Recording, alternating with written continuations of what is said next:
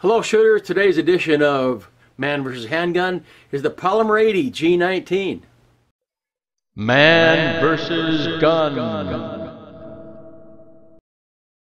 So I've got a video already up with the Polymer80 that I made, a short video, just about how much fun it was to build, and the whole time I'm building it, I had a grin on my face, but I was thinking, freedom! And the reason why is anybody in America that can legally own a gun can make this with no paperwork required. Freedom! Here's the legalese from the BATF. You can pause that and read that. Anybody that can legally own a handgun or a rifle or a shotgun can build their own handgun, rifle, or shotgun. No paperwork. So again, the whole time building, I'm grinning, but I'm inside, I'm thinking, freedom! So, I had a video on this. I already mentioned that, but I got some emails, I got some private messages, and people saying, hey, Ti, do a man versus handgun on the P80, and I'm thinking it's kind of, they're going to be the same as the Glock 19, but the more I got to thinking about it, I said, it's not really the same as the Glock 19. It is sort of, but I think it warrants its own man versus handgun, so let's do it. And, just to cut to the chase, the weight and the width are exactly the same as a Glock 19, which is no surprise here. And so it gets a 5 for weight, it gets a 4 for width. Gets a 5 for service size handgun, a 5 for concealed carry handgun, exact same as a Glock 19, 1 for a pocket gun, same as a Glock 19. The receiver, I upgraded the receiver from the Glock 19 receiver because it already has a lot of the things done to it that the guys spend a lot of money on to get their Glock frames to be a little bit more comfortable. And I've done a little bit more work on this. I'm still not done. It came with a hook on thing. I don't like a hook on the front there, but a lot of that's just personal preference. No big deal there. But the receiver did get an upgrade because it comes from the factory, already undercut under the trigger guard for the firing hand or for the non-firing hand, which is a good thing. This does not have adjustable back straps. I really wished it did. It would really jump ahead of the Glock if it did have adjustable back straps, but it doesn't. So it is what it is. So it gets a 4 for the design of the back strap, but it gets a 0 for being adjustable on the back strap. Side panels, I gave it a 3. It comes with a good texturing.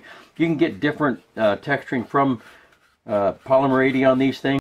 Trigger pull, since this is a Glock, it has the exact same trigger pull as all other Glocks.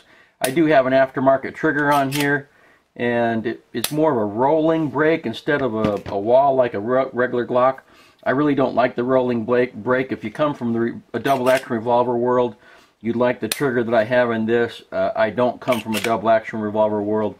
I like a trigger that has a brake, but it can be switched out because any Glock trigger can fit into this thing. So the trigger is what it is. It does get a 5 for being the same all the time. Magazine well is generously flared, so that gets a 5 there.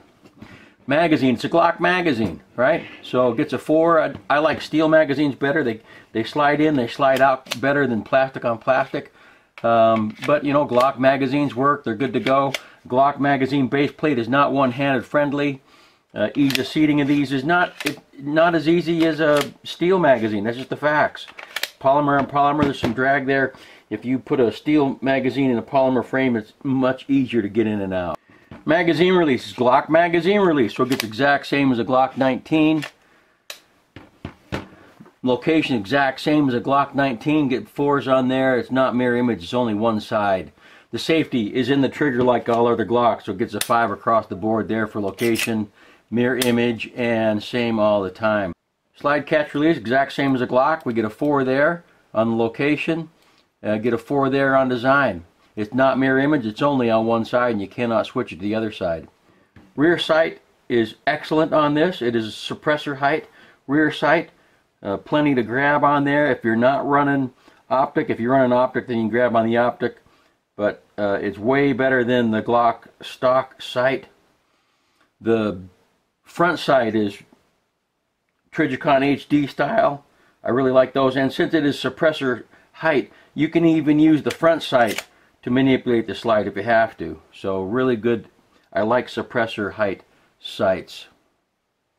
It is compatible for a light rail way more than a Glock. It's got, 4 grooves here instead of 1. And this one is optics compatible. I did run an RMR on this briefly just to kind of test it on here. In order for me to run an RMR really effectively on this, I would have to have adjustable back straps. And I'll get into that. I've got a video coming out on my my journey to running an optic on a handgun. But let's go see how this does at the range.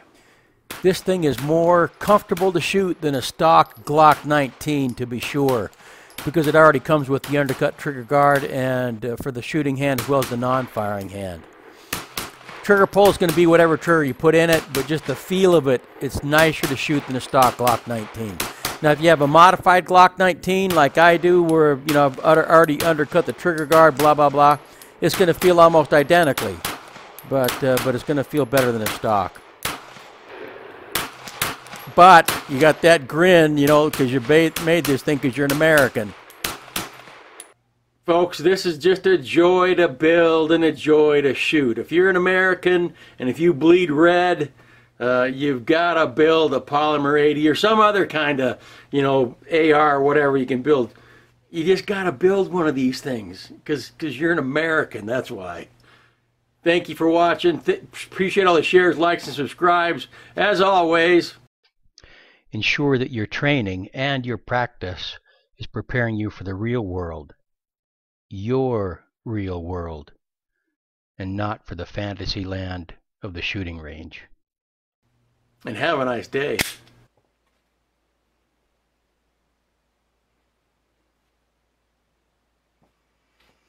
Freedom!